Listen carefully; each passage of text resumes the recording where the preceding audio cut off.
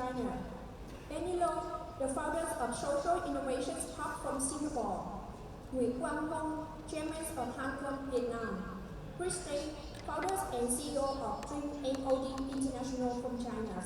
And our session today will be moderated by Sunit Puri, resident China of TCS China. And now the stage is yours. Thank you.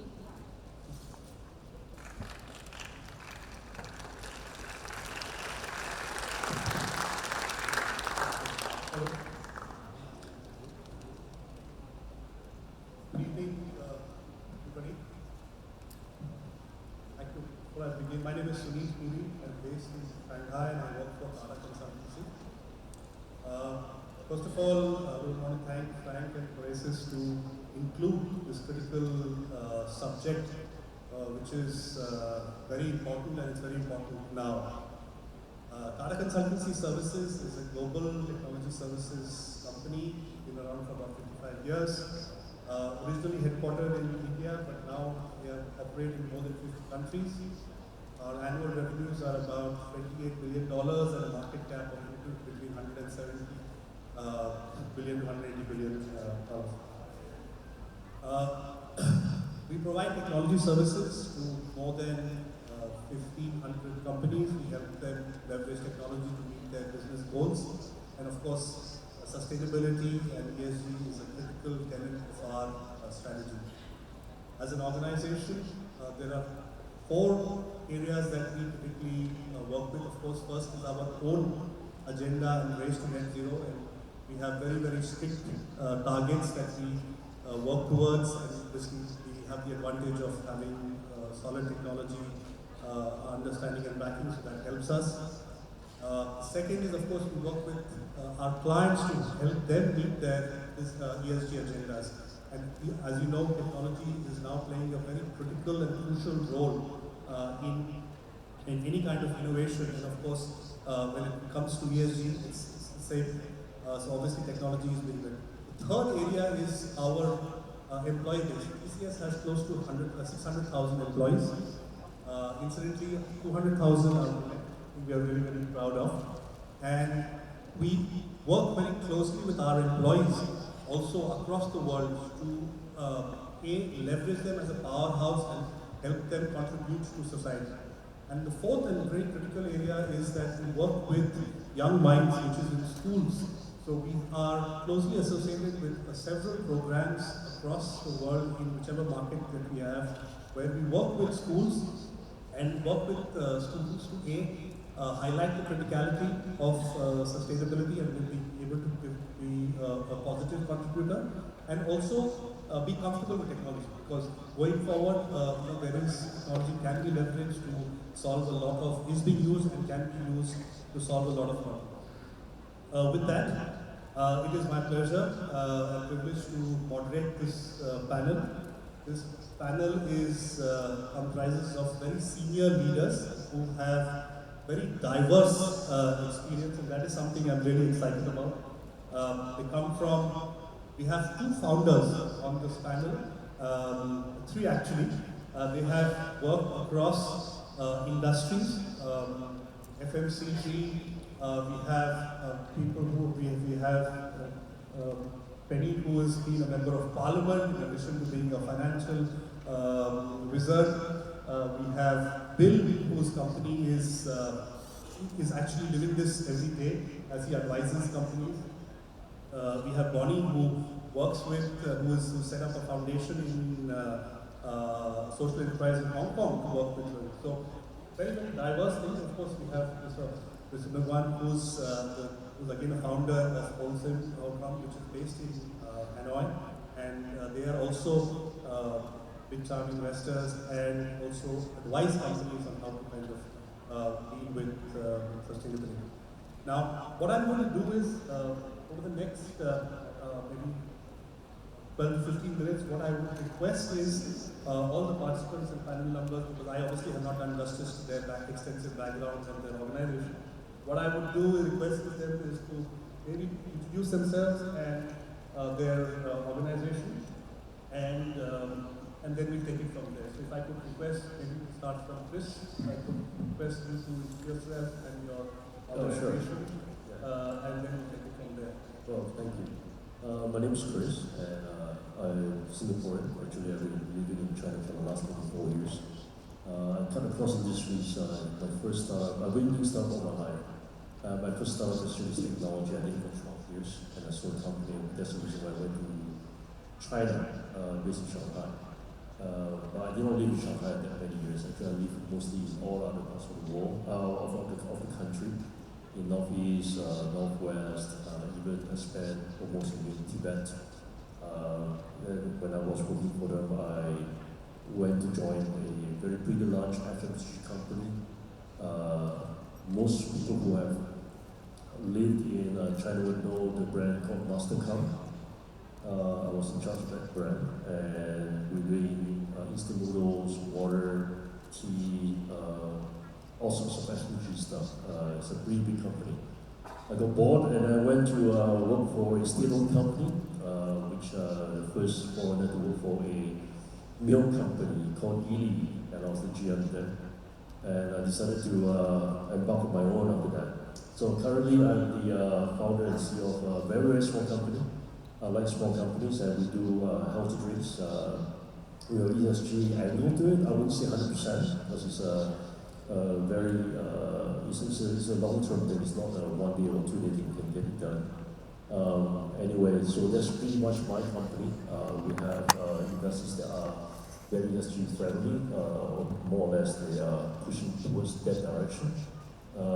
So we'll talk more about ESG later on, about the challenges that we face in the market, not just in China but also as a whole in Asia Pacific.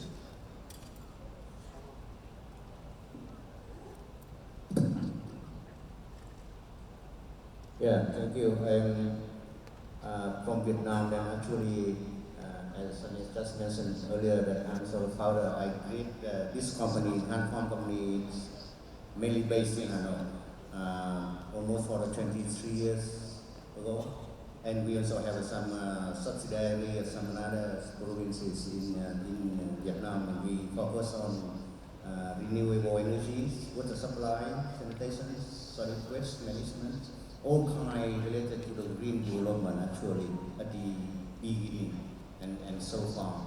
And this subject today is very interesting for us. Actually, we also, the company Hanfam also just focus on the sustainable developments, but the ESG is quite new term, especially for the governance. Nowadays, many people talking about ESG, but what's really meaningful and how to get it done and so on, and I think that's still the challenge. Not only, I don't think that not only for Vietnam, but also for some other developing countries, especially in Asia. Then maybe today we discuss something and I should learn something from you too. Thank you. Hi everyone, I'm Bonnie from Hong Kong, and it's a pleasure to be here again in this hall after the COVID time since 2018. I'm the founder and executive director of Social Enterprise Research Academy, and why we found this academy is basically based on the insights since 2014, when Hong Kong government started the consultation period for whether to implement the ESG reporting. From consultation to become mandatory now. So this is how we see the growth, the potential of ESG markets in Hong Kong, and we started this Social Enterprise Research Academy. So in the past 10 years, like time flies for 10 years, so we have been extended our influence to 13 cities so as to promote sustainable communities in different parts of the world. And we want to foster this community to bring in a cross-industry talent tank that can actually bring elites from different industries, from business, from academia, as well as from political side and social, like NGOs, together to have more communications on our platform. So we see the importance of industrial leaders and on how they can actually influence the community in terms of the position and their corporate culture. So we have been focusing on top management training over the years, especially through ESG online courses. So hope to introduce more later through our sharing. Thank you. Hi, good afternoon. It's been a long day for some of you, so I appreciate you being here. But most of all, thank you, Frank, for bringing HORASIS to this part of the world and also bringing us all here together to meet again. My name is Penny Low. I've been a Member of Parliament for just under 15 years in Singapore, during which time I had oversight of many ministries, including the Ministry of Finance and Ministry of Trade and Industry for about 9 years, and the Ministry of Environment and Water Resources, which is now transformed into the Ministry of Sustainability for about 6 years. Also the Ministry of Information Communications and the Arts, which is now also called the Ministry of Communication and Information for over 13 years. So in all of those years, I also took the chance or the opportunity to build the first eco town in Singapore, as well as in the tropics. The town has grown, from that of just about 2,000 households to now, pushing towards 70,000 households, and will grow to become the largest township in Singapore in a few years' time. It's also fast becoming the first digital district, which has an ambition to generate some 28,000 jobs out of the open data and infrastructure that we've laid in place. But since stepping back from politics, I have also been helping to mentor C-suites, and one of the C-suites which I've spent a lot more time on is actually somebody who was the president of Innovation Institute Agency or Innovation Agency in China, and we grew it from having about 23 research institutes to having now more than 100 research institutes and rising to become the National Innovation Agency, taking care of the technology harmonization of the entire Yangtze Delta region, which, Jiangsu alone is responsible for about 24% of China's GDP. So this is plus, and it's now, of course, when they gave me the title of the Chief Strategy Advisor of this agency itself, honestly, I became a little bit uncomfortable since I had a political background, and I also wanted to, have a certain neutral, a certain neutrality in the international arena, which is my playground. I've stepped back, away from that role. Also, actually, the real reason is because I'm very much into mindfulness, how we can use, mindfulness to promote a better world and leadership for greater good. Thank you, Penny. In fact, I attended Penny's session earlier, and I'm going to come back to that part a little later, because that requires a little bit of comment separation or commentary on that separation. We'll come back to that. Please Sure, thank you. We'll be back. Great. Thanks, thanks, friends, for the invitation. This is Bill Kong. I'm from Shanghai. I'm founder and the CEO of EcoVan Environmental. We are providing kind of like supporting business to innovate, to transform from old practice until sustainability, using informed decision based on science and data. So companies, if they have questions regarding how their product can meet the environmental demand, sustainable demand from market like European countries, like Americans or other countries, or companies who have trouble with carbon footprint, organizational or product level, if they have difficulty to integrate digital information or create a platform, tools to engage with their supply chain. All companies have trouble to integrate NGOs or society or community. We are kind of usually talk with them, and we are creating, through our 15 years of experience with EcoVan, the platform.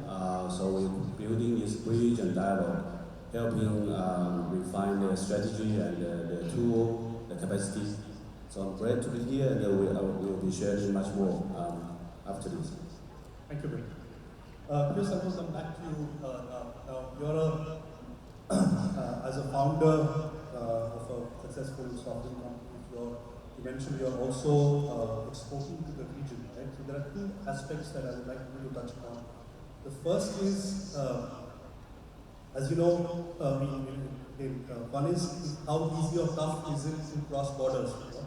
Because different countries have different standards, and Asia has a mix of countries. So that's one part. The second part is how does one convince folks internally in the company, which is the shareholders, the investors, that ESG is a good thing, and also the customers to pay a little more.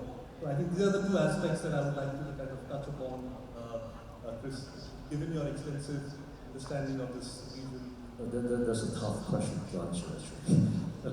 It's very broad because you're right, every country has a different kind of standard. I wouldn't say a standard, I think they all have pretty much the same standard, but they have different kind of expectations, right? So especially after post-COVID and when China opened up literally last year, let's say in Vietnam, for example, we're selling Vietnam already. Fortunately and unfortunately, that the customers that I have here, they don't ask for ESG compliance. Internally, we have no problem. My shareholders and my team and I, we are very pro ESG. It's not just a slogan. It's not just shouting a slogan where it's just friendly, but you have to make sure that even the factories in China can try their best to comply as much as possible. It's not 100%, right? In Vietnam, the customers that we have here, they care more about the price, right? I mean, that's understandable because we're an FMCG. And so we try to explain that to them that we are ESG friendly, and it's not just about environmental, social, and governance. Well, one of our customers here, I will not name, is a Japanese group. They are much more pro, that really help a bit. But the rest, they are a bit more, say, let's wait and see later, you know? Like in Thailand, on the other hand, because the ingredients that we use to make it less sweet or sugarless, they are a plant that is very, very environmentally friendly, right? But unfortunately, like when you go to Thailand, the taste has to be adjusted to be much more sweeter.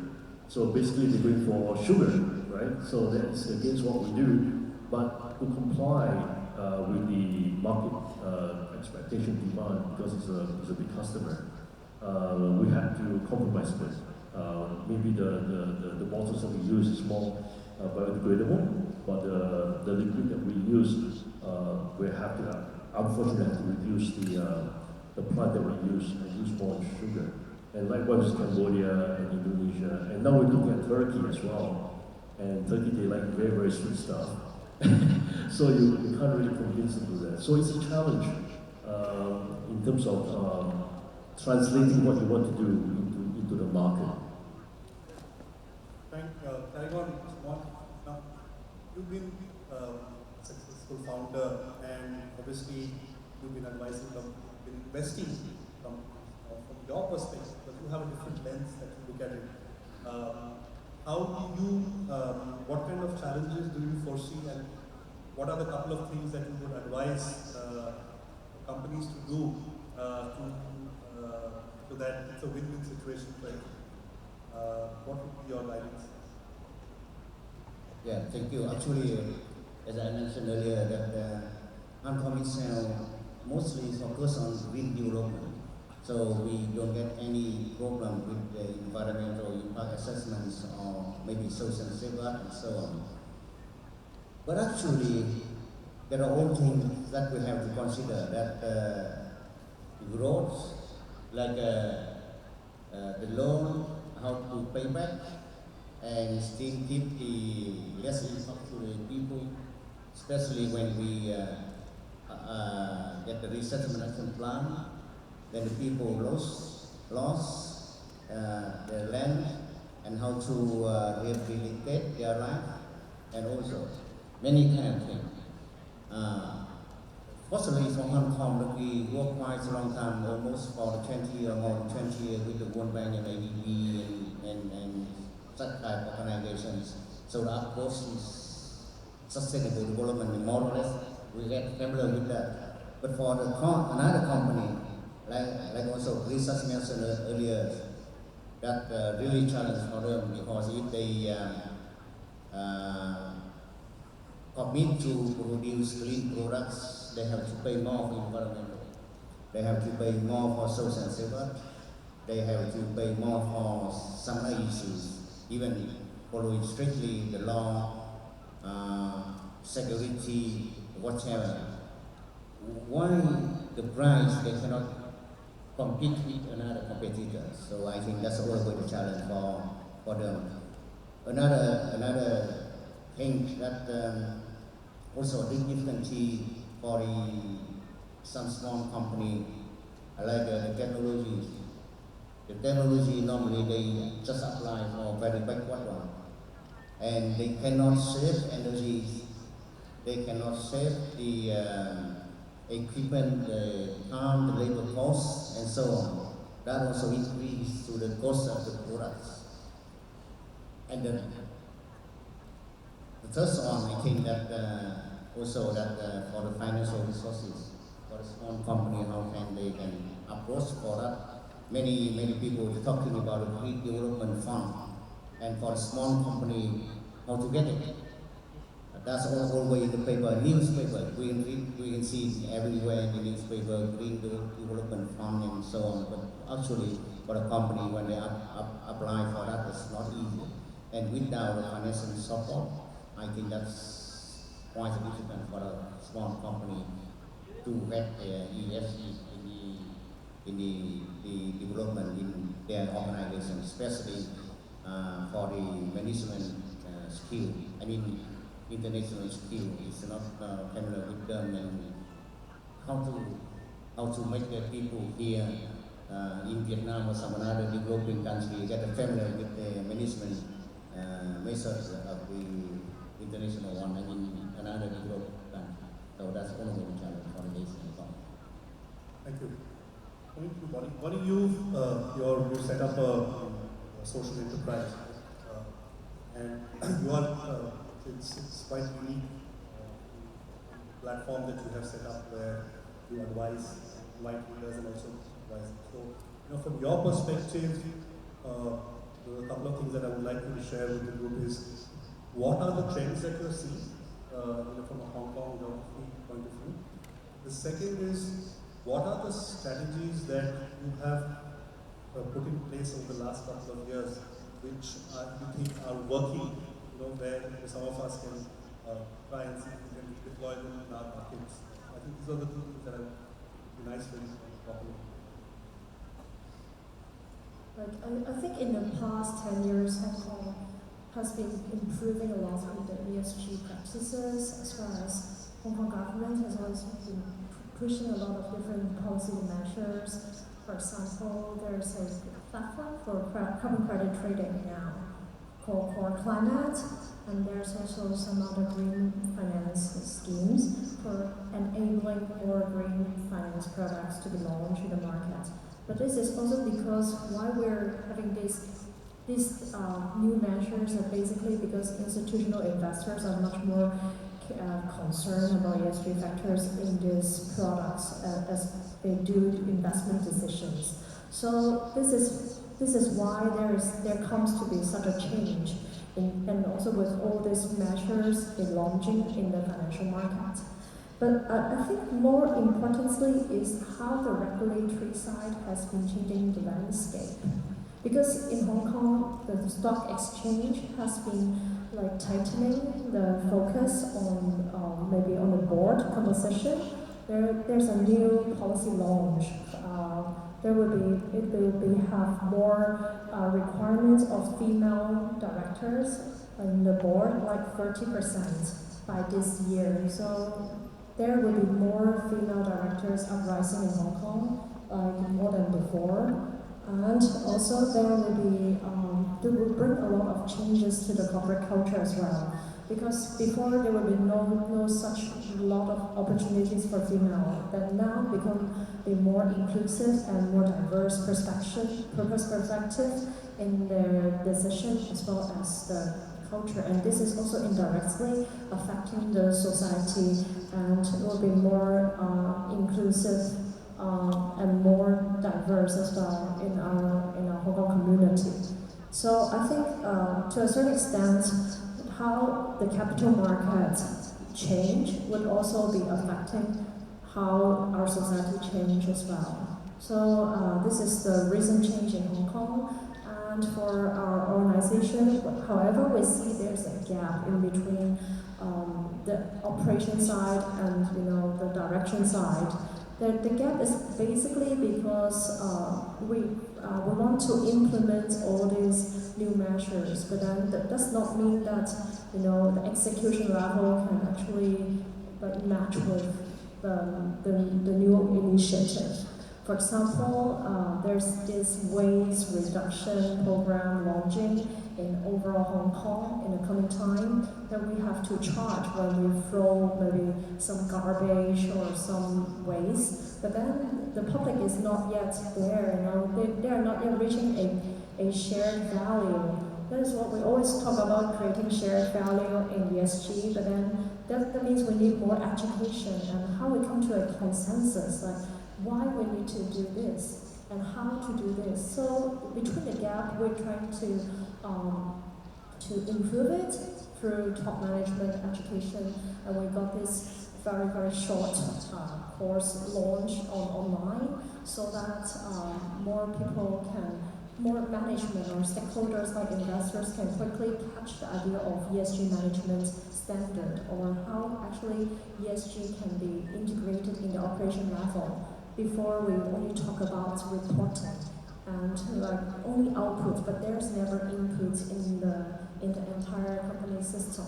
So we're providing this online training so that we're more handy. We also got these roundtable conferences as well as maybe regular gatherings in like physical gatherings as well. So as we will partner with different important stakeholders such as government bodies or different NGOs and maybe some research bodies so as to share their findings.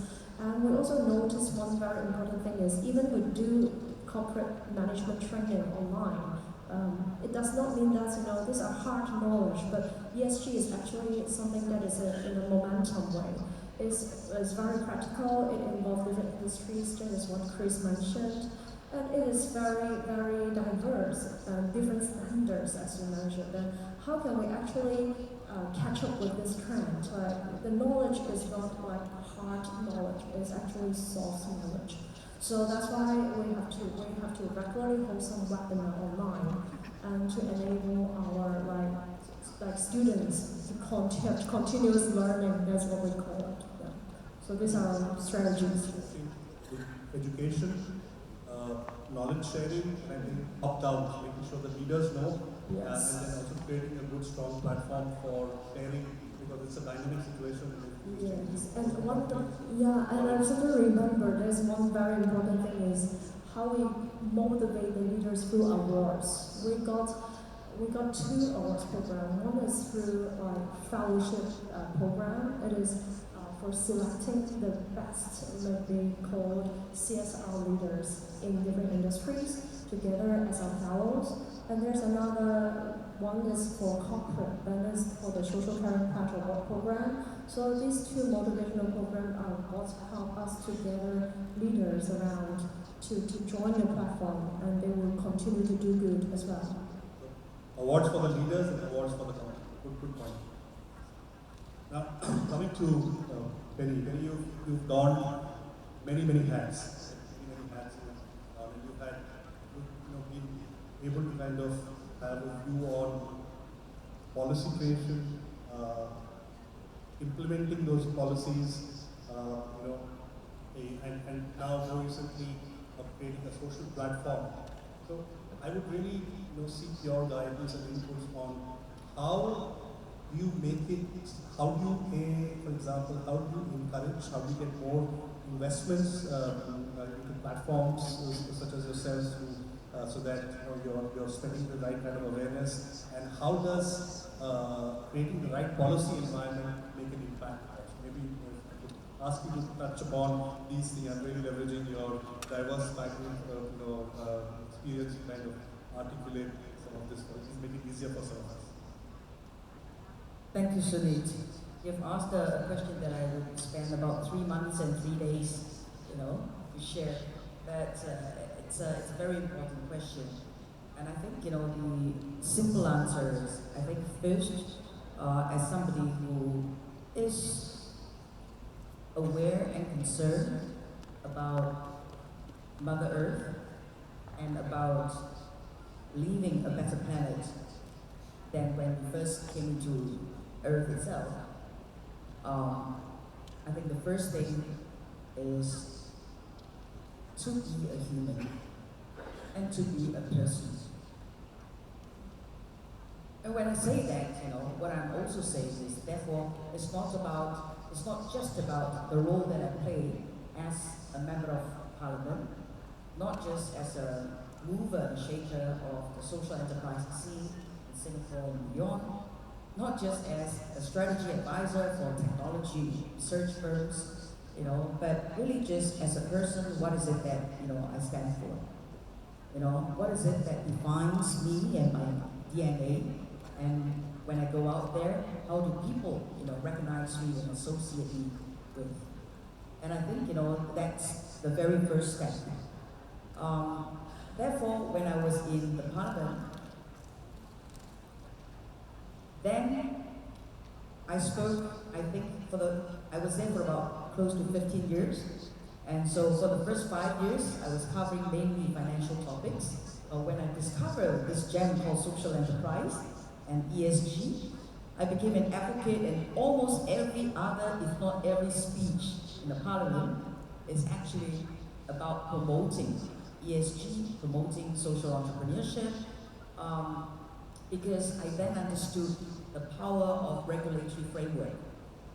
So the first thing is, when you're in that position itself, it's important to also speak, I think, not speak, but to be an authentic leader, right? And speak about what you believe in. So the first thing was, okay, let's look at the regulatory framework, because the regulatory framework gives either incentives or disincentives to businesses, right? And that incentivizes the kind of business behavior as well as consumer behavior. So if we're able to then, get a sense of what the regulatory framework is about and can do, we can then go about, seeking experts' advice, getting, ready, companies, rallying NPOs, social enterprises, and all around to try and form, an expert panel on how some of the ESG methods or social enterprise at a point in time, could actually come together to strengthen policy frameworks. So it's not about, just overturning what is there. It's about coming together to strengthen it, because ESG matter in particular, you need all hands on deck. It's not a matter for social enterprises to tackle alone. It's not a matter for just government to lay down the regulatory framework. It's actually for all sectors, especially the private sector, to also put in the leadership to shape it. And of course for the consumers, which is these days very powerful with social media, to also request for it. So as a elected member of parliament, that was one of the first things that I could do within the parliament, the house itself. But also then, when I went out there to shape my own constituency and the new town, again, I called the experts from the World Economic Forum, from some of the green advocates to come together to say, now we have this new town, how do we build it? And we sought the not just opinions, but even the consensus of our residents, which is a very arduous process, because you might as well decide and then implement easier, right? But then it won't be loved by everyone, right? But when you get the ground to come together, you champion something, and they really fought for it, they will start to get a sense of belonging, a sense of ownership, and they feel like a real stakeholder, right? And they actually protect it. And that is how, in fact, the story of Congo new town evolved to become an award-winning new town and a role model town, not just for Singapore but also for countries that are developing and coming to Singapore to learn. And of course, in the realm of being in the technology research arena, one of the things I wanted to do, so we had institutes, we started with institutes that are very, very technical. So for example, Institute of Advanced Polymer, but towards the end of my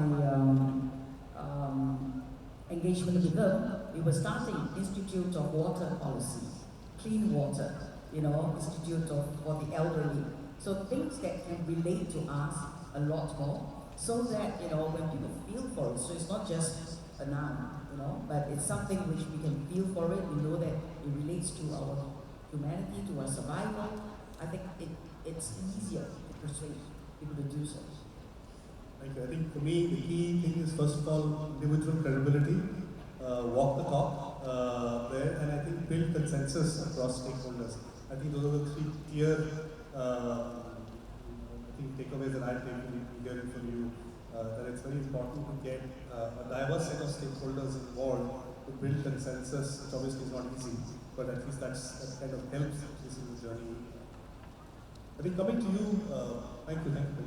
Coming to you, Bill, so every different different regions, different countries have different standards, right? And you work with organizations as they Chinese organizations as they go global. So standards are different in Europe, standards are different in North America. How do you help, or how do you make it easier for companies to adapt to a different standard than their home country? Some of that maybe if you could touch upon a couple of examples of how you help them go overseas or adapt to a different standard. Well, this is a very profound question, actually. To better understand it or give a response to the question, I want to share with you my conversation with Frank about the meaning of HORASIS. Frank told me it's a philosophical meaning, a wordful dream, right? It's about the perspective, but it's systematic, it's global vision. So coming back to the word HORASIS, I also think about the Chinese word, about the corresponding Chinese word for this same Greek meaning, Greek word. I found in the book of Wright, in the record of learning, so it's called Li Ji. And you have a meaning called Guoya. So you have broad understanding and you have profound, the royal moral, this kind of understanding of insight. So back to the question you asked. So when we provide service or collaborate with business, we are not only providing the so-called consultancy from certification or provide an instant grant of access to the market by providing certification. This is on our level called I should cite again the Dao De Jing. There's a 4 word for that. You are talking from the topics, which is Dao, and leadership from what Penny is talking about, the right way to do the right direction, choose the right direction for doing business, which is sustainability, which is global, community. And then you go to the second level, which is Fa. Fa is like the law, the regulation, the policy, and how you do things correctly, which is methodology. And in that level, we won't talk with business, we always share with them why the European Union is choosing this direction for circular economy, for eco-product, for all kinds of green certification, green kind of mechanism. That is the chair we are talking about. Product is the DNA of we call the renewable economy or sustainable economy. We should have a good product and good service. And then the third level is Su. Su in this way is called the detail standard. The regulation in the product level or industrial level, and that one business need analysis. We together with business to go into the so-called PCR product category rule, into the ISO standard for product carbon footprint and water footprint.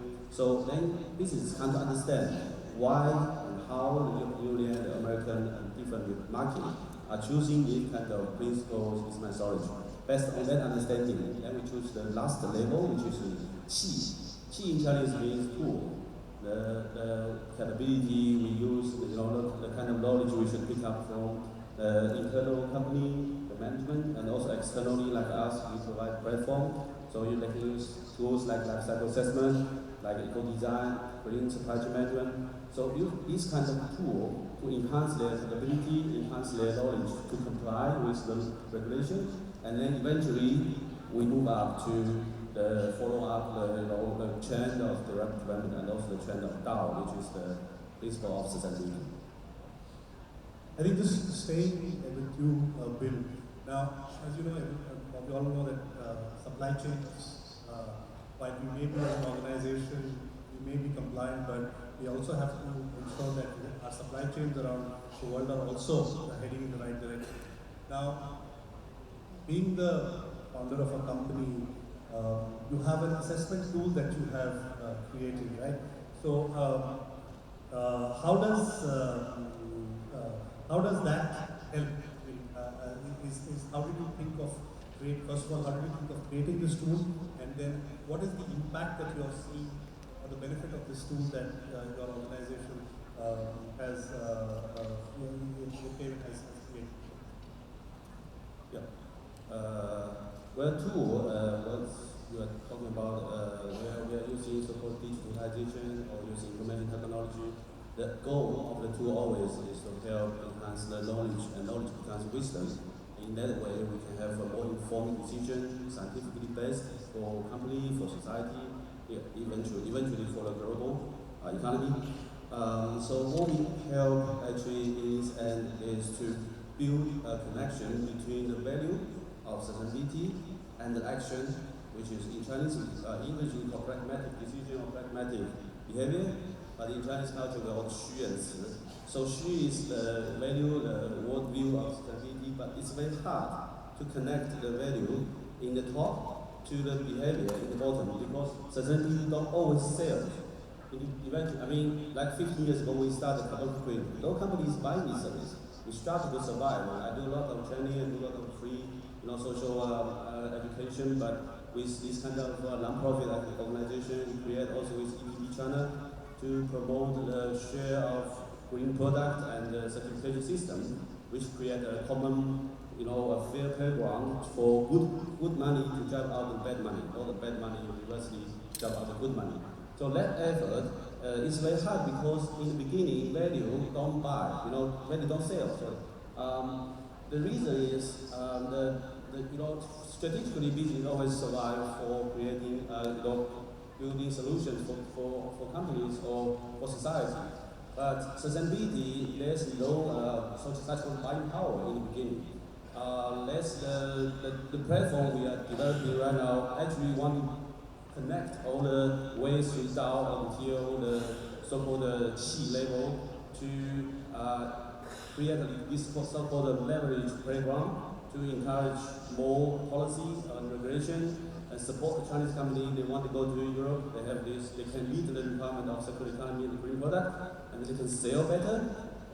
How do they do that? Because they have eco-design and supply chain right now in their place with the digital tool support, which the education system and encourage from government as well as from NGO, like what our body is providing the ESG education.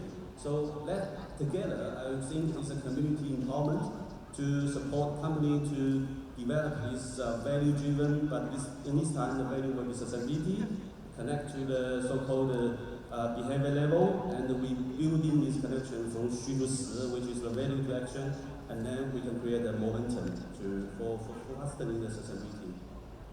So I think you need to write a book also, given how you're able to connect various dots. Write a book to make it easier for some of us. Maybe I'm going to come on to, I did mention I was going to ask you to touch upon mindful leadership. So I think any new initiative, especially in the evolving field, leadership is critical, right? And more, as we hear that people who are really successful in this VUCA world are the ones who practice mindfulness. So from your perspective, so that's one aspect. The second is in terms of being able to create and craft out the right strategies make it effective. So, Singapore, as I've lived there, so I know is usually what they say they execute well. Similarly, like my home in China, they kind of execute whatever is very good at execution. So, how would you kind of draw across these areas, leadership into creating right strategies for making social change or bringing it as part of for all organizations? The quick answer and honest answer is easier said than done. Right? That you have to try. You have to try. So I think as a leader, a lot of the time, we have ideas of what the right policy, is.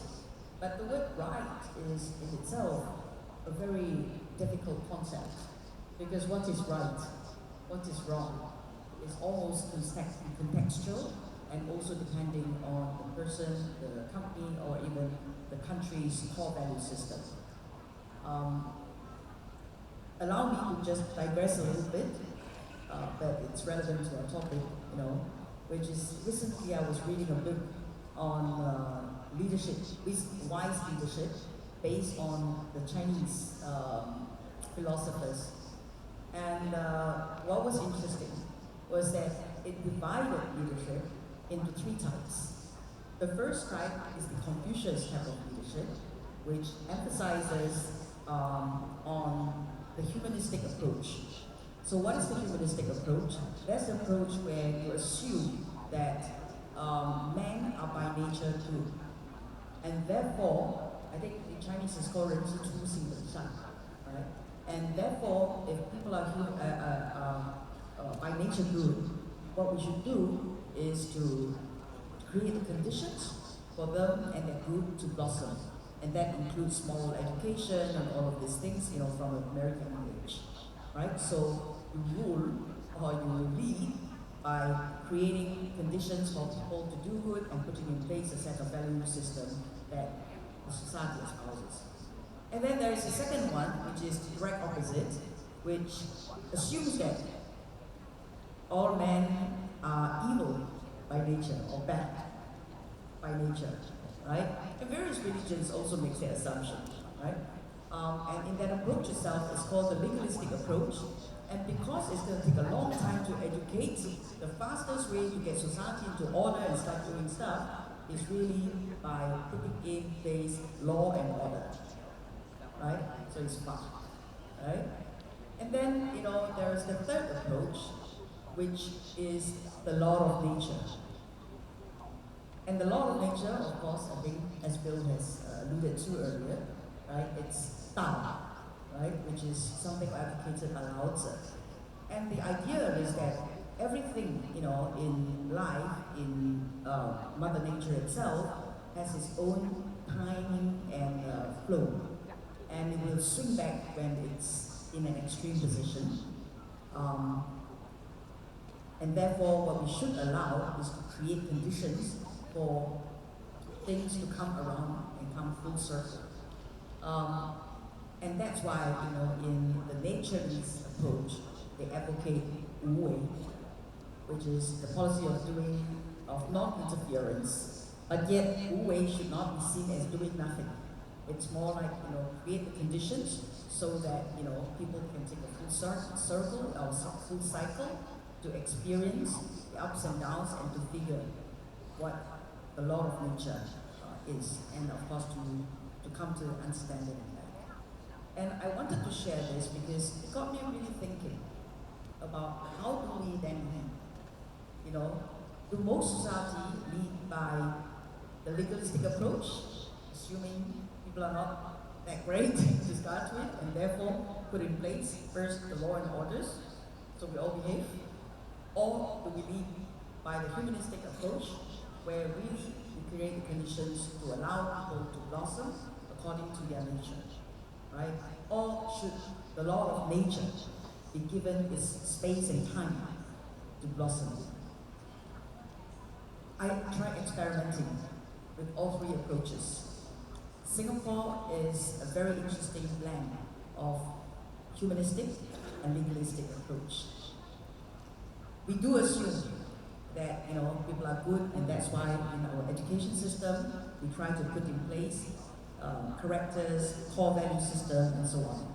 But at the same time, being a small country that is desperate to change from third world to first world, and to accelerate that, we also put in place quite a lot of laws and orders, which is why sometimes, especially in the past, Singapore used to be called a fine city, right? And all of these policies have worked for us in a combination and in a state of constant adjustment. So my long answer to your question really is, I think going forward, different countries, just like different companies, will need to have different approaches over a period of time. And that approach itself has to also constantly be adjusted to suit the time or the period or the phase of development. So right now, in the case of Singapore, we are trying to go towards the less legalistic, more humanistic kind of approach, and to also, in certain cases, allow things to develop. But the precondition is that the nation needs to stay as one. So for companies, the corporate has to also be aligned. All the employees will have to be quite aligned in order for the full effects or full advantages of some of these policies to come into full flow.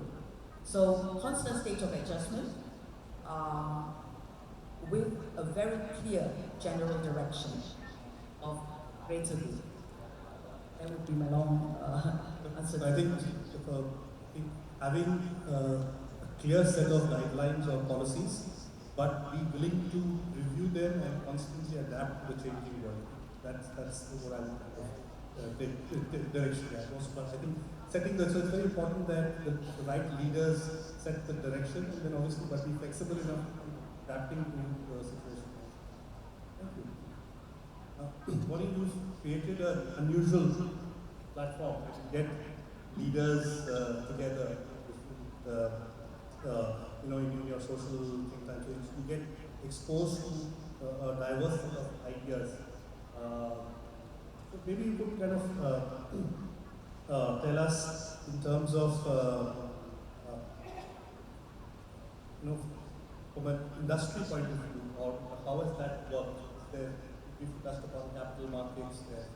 Is there any specific industry which is taking the lead in Hong Kong when it comes to the ESG, the drive towards sustainability? How have different industries adapted?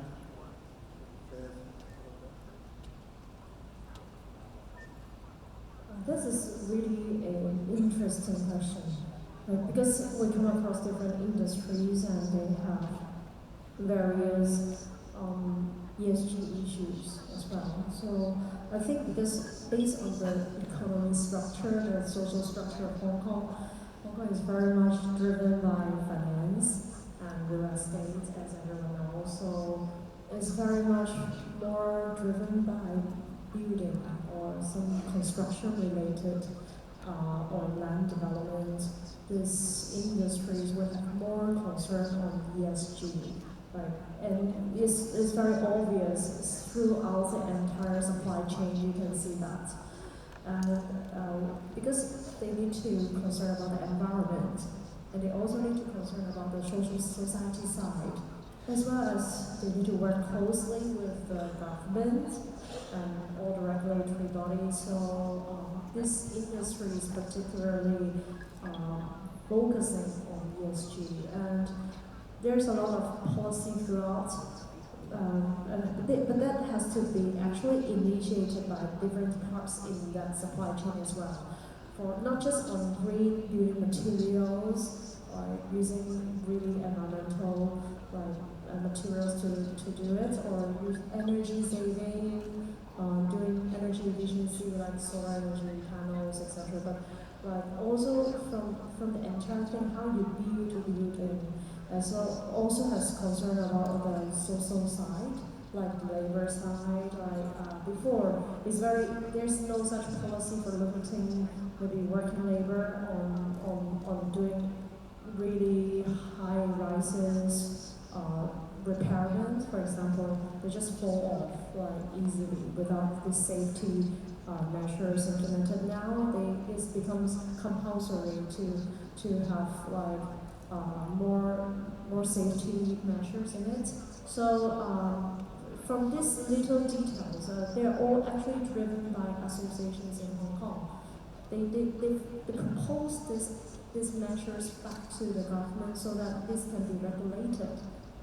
So it's more in Hong Kong. It's more like we're self-initiated within the industry to improve the situation in ESG. So not only like top down, but also sometimes it'll be down top as well. So you're an investor, right? So how do you kind of evaluate projects? Number one, and is there how do you assess projects? More from an investment, and how obviously you add the sustainability component. Sometimes the returns may be delayed or there. So how do you measure the returns on your investment? Yeah, that's was the last question, because to assess one project there are many steps, but time is limited. I just say shortly that we base all kind of things like many MBA courses. We teach that how to wrap up one project, that we have to base on the feasibility study that include the technical part, engineering, financial model, social safeguard, environmental impact assessments, all kind of thing. We consider that and must be done by very good consultants. And the project owner will review. We have one committee to review, analysis, and give revision. So that will be good point to start developing the projects. Chris, I think you're running out of time, so one last question. You have customers on one side, different when you have investors on the other side. So I think maybe if you could touch upon how do you manage stakeholders, because obviously at times expectations tend to vary. So how do you kind of play the balance between what is necessary for the business and what the stakeholders are expecting? Well, I ask this question myself every day. Yeah, it's tough. It's a fine line between being altruistic and also a fine line between making a profit or loss, right? So we're all guided by P&L. Doesn't matter whether government or non-government, right? So, but if they don't feel the pain, that means whether shareholders or whether it's customers, they will not adopt this ESG mentality.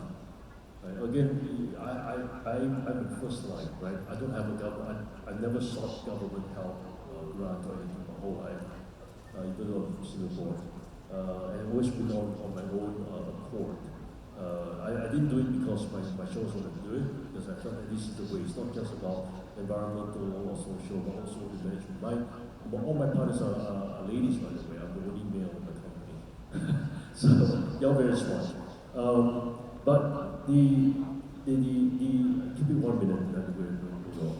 So trying to implement this in my kind of company, I'll be very honest, it's extremely difficult, right? So it's about survival, especially this time and age. And my company is based in Shanghai. China's not going through the time right now. It doesn't matter what industry you're in. There's a lot of excess. The last 14 years, after the Lehman Brothers collapse, there's a lot of free money, US dollars. That's the reason why there's so much success right now going on in China, whether it's from EV, or to beverage, or even to finance centers or construction of properties. So I think their pain right now is not focusing on that. Right now it's survival.